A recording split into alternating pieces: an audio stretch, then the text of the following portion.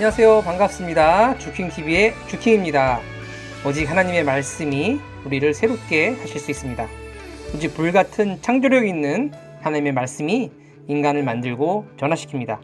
오늘도 새시대 새말씀 세 번째 수업을 통해 그런 놀라운 하나님의 말씀을 체험하시는 시간이 되시기를 바라며 이번 영상을 시작하도록 하겠습니다.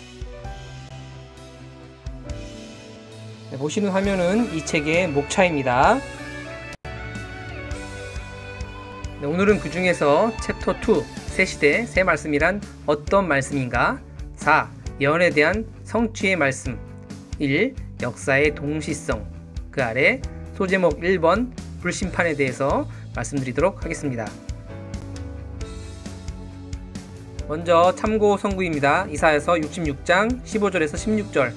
보라, 여호와께서 불의 옹이 되어 강림하시리니 그 스레 둘은 회리바람 같으리로다. 그가 혁격한 위세로 노를 베푸시며 맹렬한 화염으로 견책하실 것이라.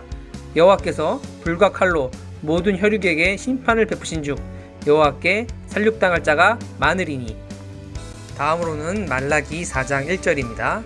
만군의 여호와가 이르노라. 보라, 극렬한 풀무불 같은 날이 이르리니 교만한 자와 악을 행하는 자는 다 초계 같을 것이라. 그 이르는 날이 그들을 살라 그 뿌리와 가지를 남기지 아니할 것이로되. 불심판. 이때 불과 칼은 말씀을 비유한 것이다. 성경을 보면 하나님의 말씀은 불과 같다, 검과 같다 했다. 관련 참고 성구를 소개시켜 드리도록 하겠습니다. 예레미야서 23장 29절. 나 여호와가 말하노니 내 말이 불같이 아니하냐, 반석을 쳐서 부스러뜨리는 방망이 같지 아니하냐. 요한계시록 1장 16절. 그 오른손에 7별이 있고 그 입에서 좌우에 날선 검이 나오고 그 얼굴은 해가 힘있게 비추는 것 같더라.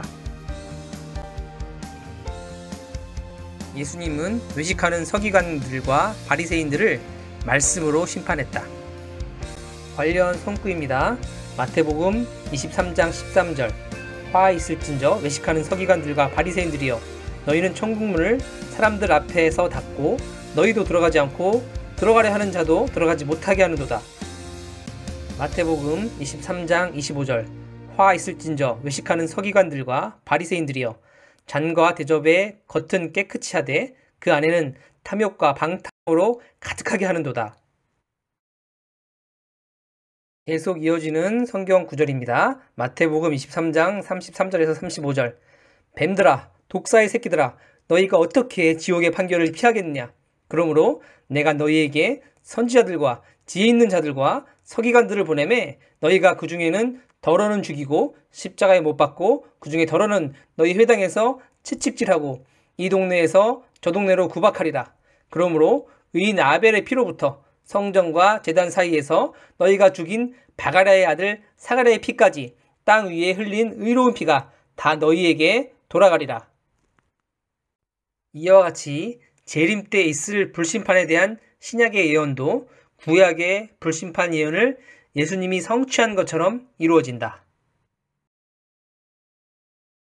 현재 진행되는 내용의 이해를 돕기 위해 성경에 나오는 중요한 하나님 역사의 원리를 하나 제가 간단히 소개시켜 드리도록 하겠습니다. 먼저는 성경 한 구절을 읽어보겠습니다. 전도서 3장 15절입니다.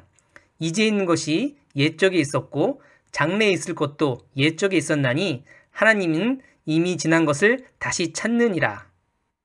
하나님은 과거에도 현재에도 미래에도 동일한 근본자 하나님이시기에 하나님 역사 방법도 근본은 동일하십니다. 이것이 우리가 역사를 공부하는 이유이고 성경을 읽는 이유일 겁니다. 하나님이 과거 어떻게 역사에 오셨는지 성경에 나와 있습니다. 그러므로 성경을 보면 우리는 앞으로 행하실 하나님의 역사를 간접적으로 알 수 있는 것입니다. 이것을 역사의 동시성이라고 합니다. 오늘의 주제인 불심판에 대해서도 신약 성경에 예언되어 있는데요. 이 예언이 앞으로 어떻게 성취될 것인지를 알려면 구약의 예언이 예수님 때 어떻게 성취되었는지를 보면 됩니다. 왜냐하면 예수님은 그 모든 예언의 주인공으로 오셔서 직접 그 예언을 이루신 메시아이시기 때문입니다. 즉 구약의 예언이 신약 때 어떻게 성취되었는지를 안다면 신약의 예언도 후에 어떻게 성취될지 역사의 동시성을 통해 알 수 있다는 것입니다. 하나님은 동시성적으로 역사하시며 시대마다 차원을 높이시는 하나님이십니다. 이와 같이 재림 때 있을 불심판에 대한 신약의 예언도 구약의 불심판 예언을 예수님이 성취한 것처럼 이루어진다. 이어서 신약 성경에 나오는 불심판에 대한 성경 구절입니다. 베드로후서 3장 10절에서 12절. 그러나 주의 날이 도적같이 오리니 그날에는 하늘이 큰 소리로 떠나가고 체질이 뜨거운 불에 풀어지고 땅과 그 중에 있는 모든 일이 드러나리로다. 이 모든 것이 이렇게 풀어지리니 너희가 어떠한 사람이 되어야 마땅하뇨. 거룩한 행실과 경건함으로 하나님의 날이 임하기를 바라보고 간절히 사모하라. 그날에 하늘이 불에 타서 풀어지고 체질이 뜨거운 불에 녹아지려니와. 재림의 때에도 초림 때처럼 하나님은 시대 사명자와 같이 진리의 말씀을 중심하여 비진리를 가르치거나 비진리로 사는 자들을 심판하신다. 말씀의 심판이 실체가 되어 영적으로나 육적으로 공의롭게 심판하신다. 개인, 가족, 민족, 세계를 그같이 심판하신다. 네, 지금까지 불심판에 대해서 살펴보았고요. 바로 이어지는 내용, 해달별에 대해서 알아보도록 하겠습니다.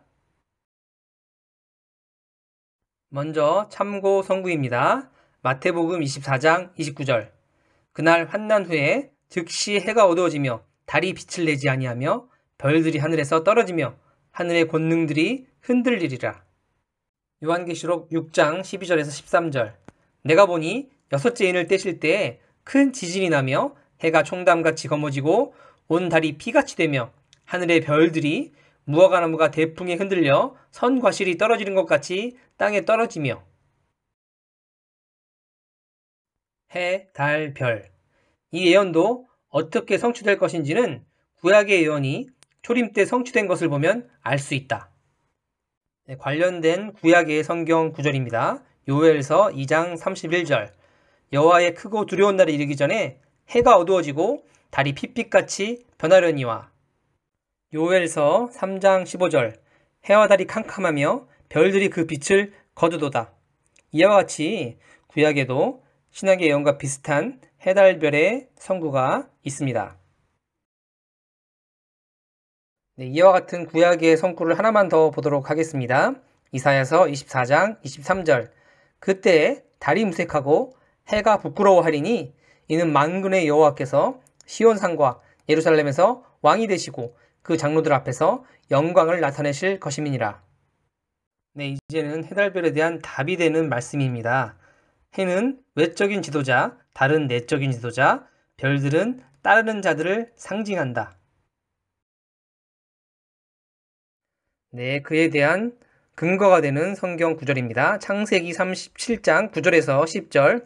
요셉이 다시 꿈을 꾸고 그 형들에게 고하여 가로되 내가 또 꿈을 꾼즉 해와 달과 11별이 내게 절하더이다 하니라.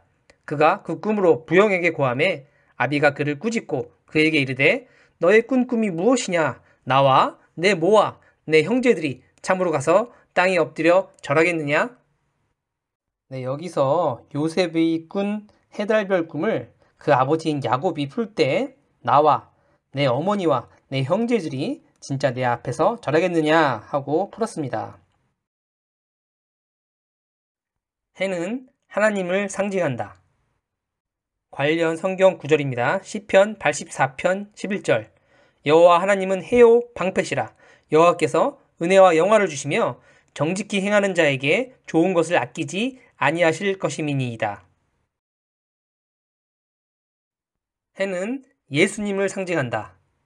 역시 관련 성구입니다. 말라기서 4장 2절. 내 이름을 경외하는 너희에게는 의로운 해가 떠올라서 치료하는 광선을 바라리니 너희가 나가서 외양간에서 나온 송아지같이 뛰리라. 달이 해의 빛을 반사하듯이 해와 같은 예수님을 증거하는 증인을 달 같다고 말했다. 역시 관련 성구입니다. 시편 89편 37절. 또 궁창의 확실한 증인 달같이 영원히 경고케 되리라 하셔도다. 셀라. 별은 자손을 상징한다. 창세기 22장 17절 내가 내게 큰 복을 주고 내 씨로 크게 성하여 하늘의 별과 같고 바닷가의 모래와 같게 하리니 내 씨가 그 대적의 문을 얻으리라. 구약 주강권에서 해 같은 사명의 빛을 발하던 모세와 그를 증거하던 달 같은 제사장들 그리고 별 같은 구약의 성도들은 신약의 해 같은 예수님과 예수님을 증거하는 달 같은 사도들, 예수님을 따르는 별 같은 신약의 성도들이 떠오르니 빛을 잃게 되었다. 이와 같이 재림의 때에도 그러하다.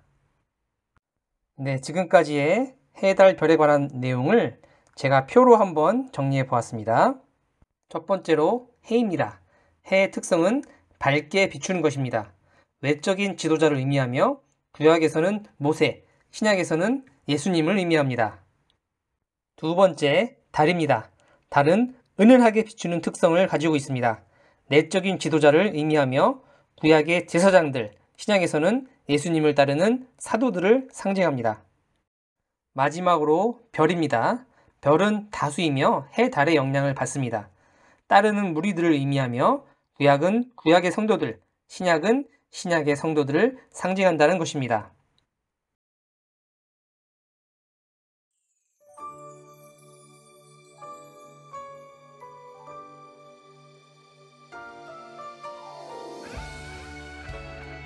네, 오늘 이렇게 성경에 나오는 불심판에 대하여 그리고 해달별에 대해 살펴보았습니다. 불과 해달별 모두 비유라는 것을 알 수 있었으며 이런 비유는 성경을 통해 풀어야 온전히 그리고 순리적으로 풀어짐을 알 수 있습니다. 네, 그러면 마지막으로 오늘의 핵심 구절을 하나 선정하여 다시 한번 낭독해 드리도록 하겠습니다.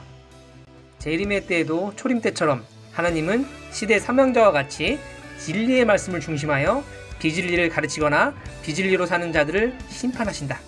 말씀의 심판이 실체가 되어 영적으로나 육적으로 공의롭게 심판하신다.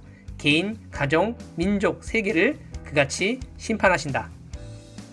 네, 오늘도 유익한 시간이 되셨나요? 이어지는 새시대 새말씀 4편에서 다시 뵙기를 고대하며 오늘 여기서 마치도록 하겠습니다. 감사합니다.